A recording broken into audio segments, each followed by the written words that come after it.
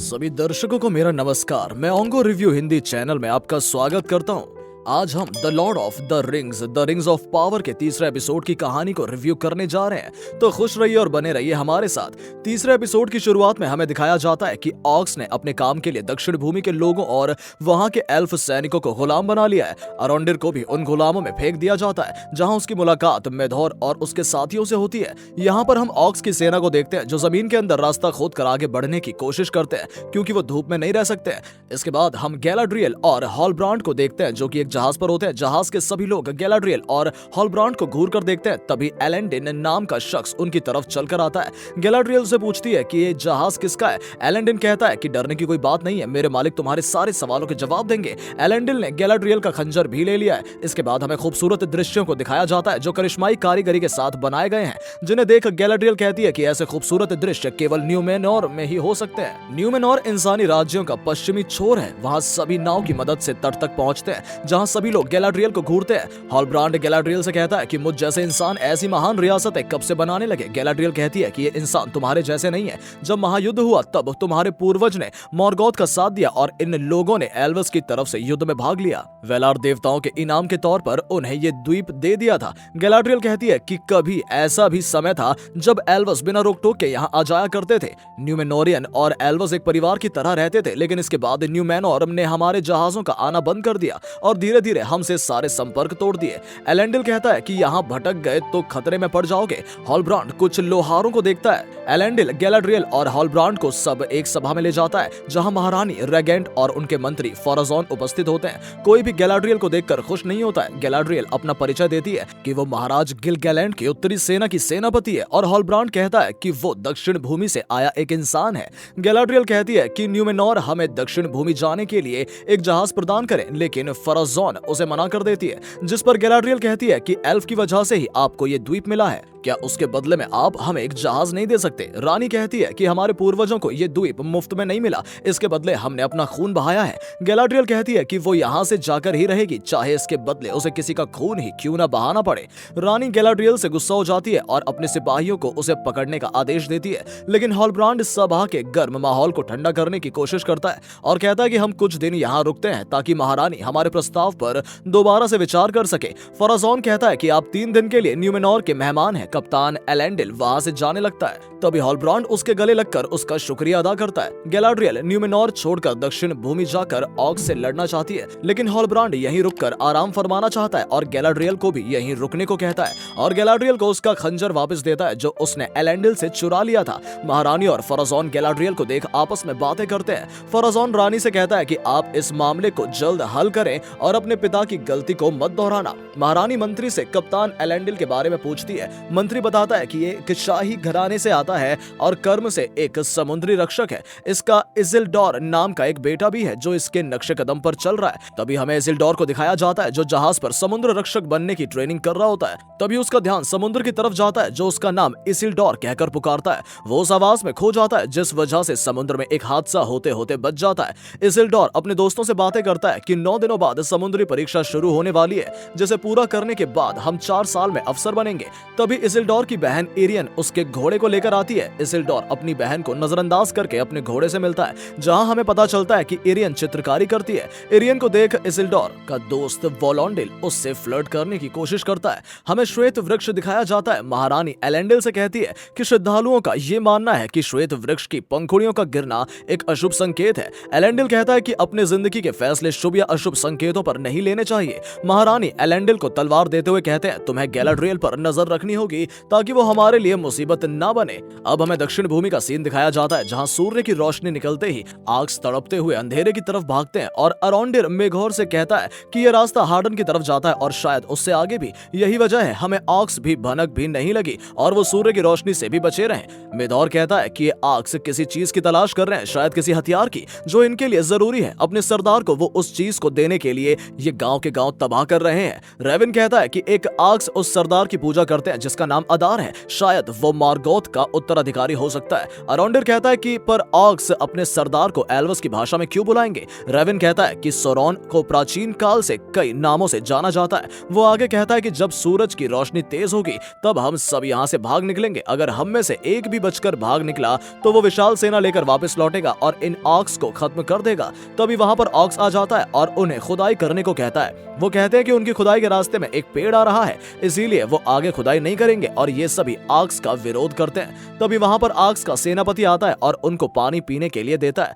अराउंडर और रेविन पानी पीते हैं, लेकिन जैसे ही मेधोर पानी पीने वाला होता है तभी ऑक्स उसका गला काट देता है। मेधोर अराउंडर के हाथों में अपना दम तोड़ता है, जिसे देख अराउंडर को बहुत दुख होता है और वो पेड़ काटने के लिए तैयार हो जाता है। आगे हमें न्यूमेनोर का सीन दिखाया जाता है, जहां गैलाड्रियल वहां से भागने की कोशिश करती है और एक तट पर जाकर नाव को देख रही होती है। तभी वहां एलेंडिल आ जाता है, जो उसे बताता है कि महारानी ने उसे तुम्हारे ऊपर निगरानी रखने को कहा है। गैलाड्रियल एलेंडिल से कहती है कि यहाँ सब मुझसे नफरत करते हैं। तभी एलेंडिल एल्विस भाषा में गैलाड्रियल से कहता है कि तुमसे सभी लोग नफरत नहीं करते।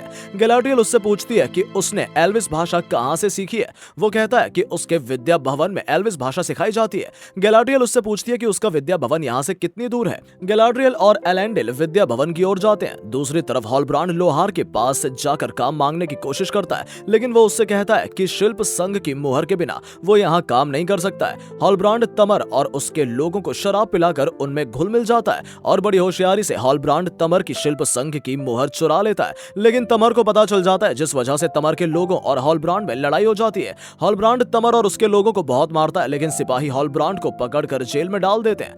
आगे हमें विद्या भवन का सीन दिखाया जाता है, जहां गैलाड्रियल सोरान का निशान बनाकर एलेंडिल को देती है ताकि वो उसका मतलब ढूंढ सके। गैलाड्रियल विद्या भवन को बड़े ध्यान से देखती है और एलेंडिल से कहती है कि तुमने बताया नहीं कि यह विद्या भवन एलरोस ने बनवाया था। एलेंडिल कहता है कि क्या तुम एलरोस को जानती हो। गैलाड्रियल कहती है कि एलरोस का भाई एलरोंड मेरा बहुत अच्छा दोस्त है। एलेंडिल बताता है कि राजा की मेहरबानी की वजह से यह विद्या भवन सुरक्षित है। राजा एल्फ के वफादार थे, इसीलिए उन्हें तख्त से हटा दिया गया है और अपना बचा हुआ जीवन वो एक मीनार में बिता रहे हैं। इसके बाद उन्हें उस निशान का मतलब पता चलता है। वो कोई सोरॉन का जादुई निशान नहीं होता है, वो दक्षिण भूमि का नक्शा होता है। तभी गैलाड्रियल एक लेख पढ़ती है जिस पर लिखा होता है एक ऐसी योजना जिसको मार्गोथ की हार के बाद उसका उत्तराधिकारी अमल में लाएगा। उनका मानना है कि दक्षिण भूमि बहुत बड़े खतरे में है और अगर सोरॉन लौट आया है तो दक्षिण भूमि का विनाश केवल एक शुरुआत है, आगे और भी तबाही होगी। आगे हमें हारफुट के कारवां को दिखाया जाता है जो एक साथ चलते हैं। नोरी के माता पिता इस बात को लेकर दुखी होते हैं कि पिता की चोट की वजह से वो सभी कारवां के पीछे छूट जाएंगे,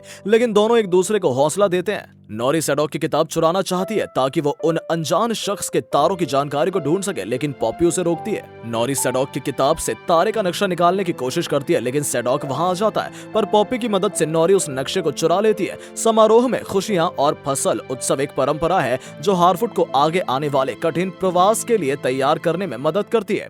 पुराने जंगल से जाने और नए सफर की शुरुआत की खुशी में सैडोक एक भाषण देता है जिसमें वो पीछे छूट गए हारफुट्स को याद करते हैं, जहां हमें पता चलता है कि पॉपी का परिवार भी कारवां के पीछे छूट गया था। तभी हम उस अनजान शख्स को देखते हैं जो आग के पास बैठकर नोरी के द्वारा दिए गए तारों के नक्शे को देख बहुत खुश होता है। वो नक्शे को देखने में इतना खो जाता है कि कब उस नक्शे में आग लग गई उसे पता ही नहीं चला। आग बुझाने की वजह से उसका संतुलन बिगड़ता है और वो सबके सामने आ जाता है, जिसे देख सब डर कर छिप जाते हैं। लेकिन वो अनजान शख्स नोरी को पुकारता है और नोरी का राज खुल जाता है। अनजान शख्स की बात छुपाने से सभी नोरी से बहुत गुस्सा होते हैं। नोरी अपनी सफाई में कहती है कि वो तारों से गिरा है और भटक गया है, इसीलिए मैंने उसकी मदद करी है। कारवां के नियम तोड़ने की वजह से सभी लोग नोरी और उसके परिवार को कारवां के साथ चलने से मना करते हैं, लेकिन सैडोक उन्हें अपने साथ ले जाने के लिए तैयार हो जाता है, लेकिन वो कारवां के सबसे पीछे रहेंगे। न्यूमेनोर में एलेंडिल अपने बेटे इसिल्डोर और बेटी इरियन के साथ बैठा होता है और वो गैलाड्रियल के बारे में बातें करते हैं, जिसे सुन इसिल्डोर खुश होता है,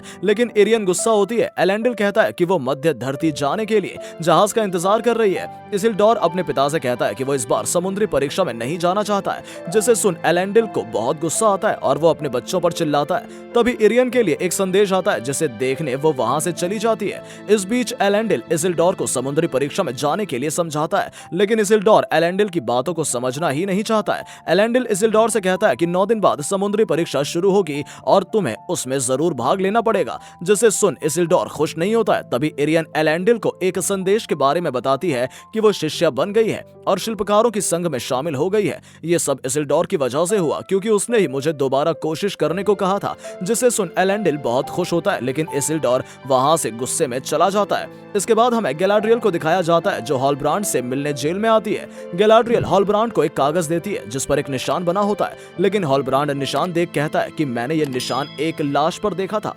गैलाड्रियल उसे बताती है कि ये कई युगों पहले इस निशान के धारक ने दक्षिण भूमि की कई बिखरे हुए कबीलों को एक कर दिया था और वही ताकत उन्हें फिर से एक कर सकती है उस अंधेरे के खिलाफ जो उनकी भूमि को छीनने आ रहा है। वो आगे कहती है कि हॉलब्रांड तुम्हारे लोगों का कोई राजा नहीं है, इसीलिए तुम ही हो उनकी आखिरी उम्मीद। हॉलब्रांड कहता है कि मुझसे उम्मीद लगाना ठीक नहीं है। गैलाड्रियल कहती है कि तुम एक योद्धा हो जो अपने फर्ज से भाग रहा है। तभी हॉलब्रांड अपने गले में लटकी एक मोहर को हाथ लगाता है जिस पर वही निशान छपा होता है जो उस कागज पर बना होता है। हॉलब्रांड कहता है कि मुझ पर विश्वास करना ठीक नहीं है क्योंकि इस निशान के वारिस के साथ एक दाग भी जुड़ा है, क्योंकि मेरे पूर्वज ने ही मॉर्गोथ का साथ देने की कसम खाई थी। तुम्हें जिसकी तलाश है वो मैं नहीं हूँ। गैलाड्रियल चाहती है कि हॉलब्रांड उसके साथ मध्य भूमि चले और वो दोनों मिलकर उनकी प्रजातियों की रक्षा करें।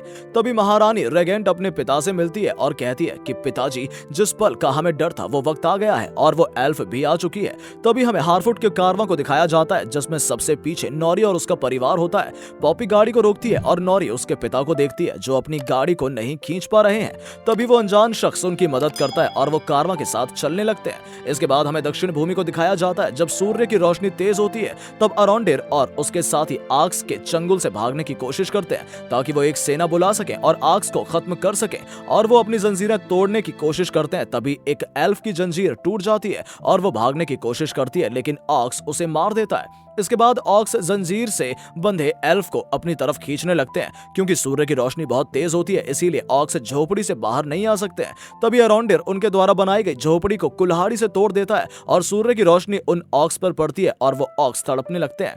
अब एल्फ ऑक्स पर भारी पड़ने लगते हैं। तभी ऑक्स अपने खतरनाक भेड़िए को एल्फ और इंसान का शिकार करने के लिए छोड़ देते हैं। वो भेड़िया सभी को मारने लगता है, लेकिन अरांडिर भेड़िए से लड़ता है और उसे पेड़ की जड़ों में फंसा देता है और रेविन को भागने का मौका मिल जाता है। रेविन अपनी जंजीर तोड़कर भागता है, लेकिन भेड़िया उसका पीछा करता है। तभी अरांडिर भेड़िए को मार देता है और रेविन बचकर भाग जाता है, जिसे देख अरांडिर की आंखों में उम्मीद जागती है। लेकिन अगले ही पल रेविन को मार दिया जाता है और अरांडिर को पकड़कर अदार के पास ले जाते हैं। आखिरी में हमें अदार की कुछ झलकियां दिखाई जाती हैं। इसके बाद एपिसोड का अंत हो जाता है। अपना कीमती समय देने के लिए ओंगो रिव्यू चैनल आपका शुक्रिया अदा करता है। मूवीज और वेब शो के रिव्यूज के लिए जुड़े रहिए ओंगो रिव्यू के साथ। धन्यवाद।